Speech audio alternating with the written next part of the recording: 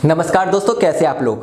दोस्तों, जब भी हम बात करते हैं भरण पोषण यानी मेंटेनेंस की, तो हमारे दिमाग में यही आता है कि पत्नी अपने पति से और नाबालिग बच्चे अपने माता पिता से भरण पोषण की मांग कर सकते हैं।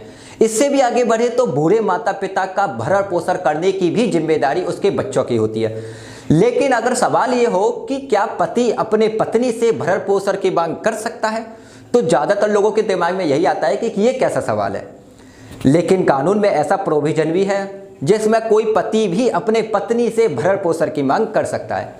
आज मैं आपको उसी प्रोविजन के बारे में बताऊंगा।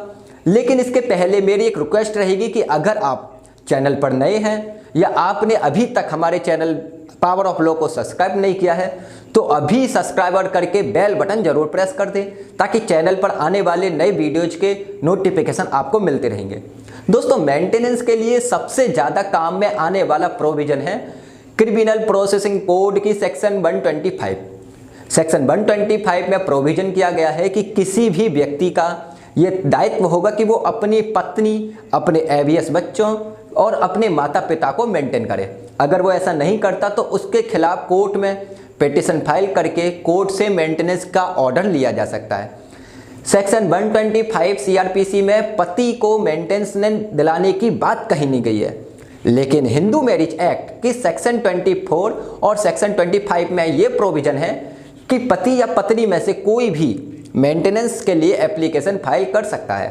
सेक्शन 24 में ऑर्डर किया जाता है कोई भी प्रोसेसिंग चलने के दौरान में होने वाले खर्चों के लिए, जिसमें केस की कार्यवाही के दौरान का आप मेंटेनेंस भी आता है और केस से संबंधित खर्च जैसे केस के लिए कोर्ट आने जाने का खर्चा, वकील की फीस, ये सब चीज़ें भी आती है।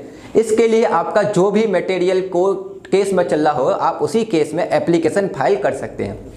सेक्शन 24 में जब कोई ऑर्डर करता है तो वो केस की कार्यवाही चलने तक के लिए ही होता है।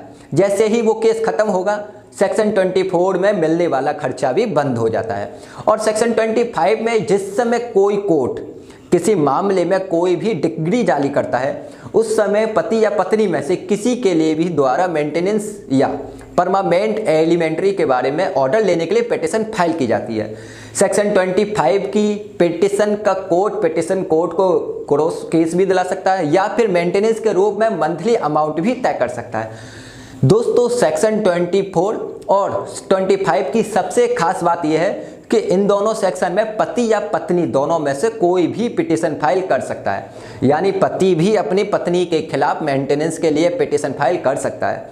लेकिन आप इसको इतना जनरल भी ना समझे कि क्योंकि कोर्ट ये देखता है कि ये मेंटेनेंस के लिए कौन सी पार्टी कितनी कैपेबल है। मतलब कि पति अपने पत्नी के खिलाफ मेंटेनेंस के पिटीशन फाइल करता है, लेकिन इसके लिए ये जरूरी है कि पति की खुद की कोई इनकम ना हो, या फिर इनकम है तो वो इतनी कम है कि उसका गुजारा नहीं हो सकता, जबकि पत्नी पर्याप्त रूप से कमाती हो।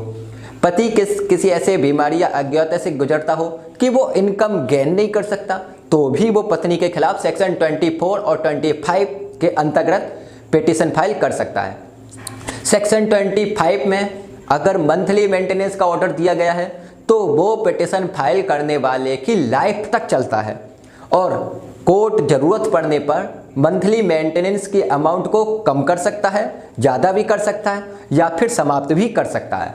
दोस्तों, मेंटेनेंस के मैटर्स में एक बात और इम्पोर्टेंट है कि मेंटेनेंस का अधिकार एक कानूनी अधिकारी है और कानूनी अधिकार को समाप्त करने के लिए अगर कोई एग्रीमेंट भी किया गया है तो ऐसा एग्रीमेंट मान्य नहीं होगा। यानी कोई दो पति पत्नी ने अगर ये एग्रीमेंट आपस में कर लिया कि पत्नी भविष्य में किसी भी प्रकार के मेंटेनेंस का क्लेम पति पर नहीं कर सकेगी, तो भी वो इस एग्रीमेंट के विपरीत जाकर मेंटेनेंस की मांग कर सकती है। उसे उस एग्रीमेंट के कारण या प्रभाव से रोका नहीं जाएगा। तो ये थे हिंदू मैरिज एक्ट के दो वो प्रोविजंस जिनमें पति या पत्नी कोई भी मेंटेनेंस के लिए पिटीशन फाइल कर सकता है। दोस्तों, इसके अलावा भी हमारे चैनल पर एक इंटरेस्टिंग कोई यूजफुल वीडियो जानकारी काफ़ी सारी वीडियोज पोस्ट किए हुए जो आप देख सकते हैं। आपके और भी कोई लीगल सवाल हो या फिर आप किसी अपने मैटर के बारे में मुझसे राय लेना चाहते हैं, तो फिर आप स्क्रीन पर दिखाई दे रहे नंबर पर कांटेक्ट करके मुझसे बात करने के लिए कॉल बुक भी करा सकते हैं या फिर आप हमें कमेंट करके भी पूछ सकते हैं। अभी के लिए इतना ही, मिलते हैं अगली वीडियो।